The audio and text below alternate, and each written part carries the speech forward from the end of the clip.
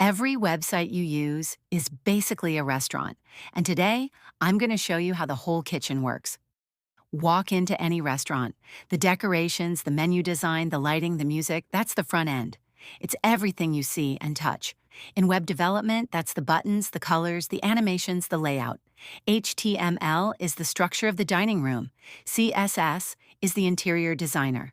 JavaScript is the waiter who reacts when you click something, bringing you water, taking your order, making things happen. But you never see the kitchen, right? That's the back end. It's where the real work happens. The chef receives your order, prepares the food, checks inventory, manages the recipes. In web terms, the back end is the server. It processes your login, saves your data, calculates your order total, checks if that item is actually in stock. You don't see it, but without it, you're just staring at an empty plate.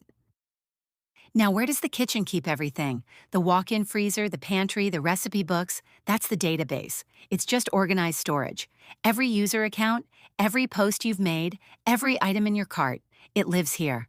The back-end chef is constantly running back to grab ingredients from the database. Here's where people get confused. How does the front waiter actually talk to the back kitchen? They don't just scream through a wall, they use a ticket system. The waiter writes table 4, 2 burgers, no onions on a standardized ticket and slides it through a window. The kitchen reads it, makes the food, and slides the plate back. That window, that's the API. It's the rules of communication between front end and back end. The waiter can't write in Chinese if the kitchen only reads English. The API defines the language. When you type your password and hit login, the front end packages that data into an API request and slides it through.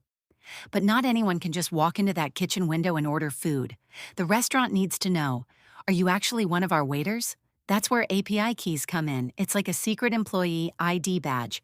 The front end shows its badge with every order, so the back end knows, okay, you're authorized, I'll process this. Without the key? Sorry, kitchen's closed to you. Sometimes your restaurant doesn't make its own bread. You call a bakery and say, send us 50 loaves by 8 a.m. You don't know their kitchen, you don't control their ovens, but you have an agreement. That's a third-party API.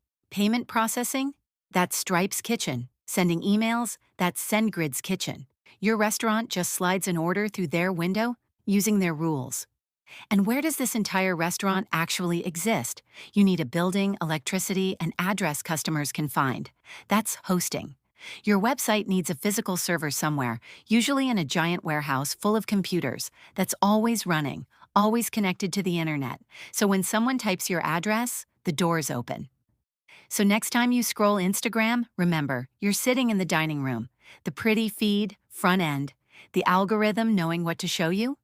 Back-end chef, your likes and comments? Stored in the database freezer, and every heart you tap sends a little ticket through the API window to the kitchen? Now you actually understand how the internet works. Want me to show you how to build your own restaurant?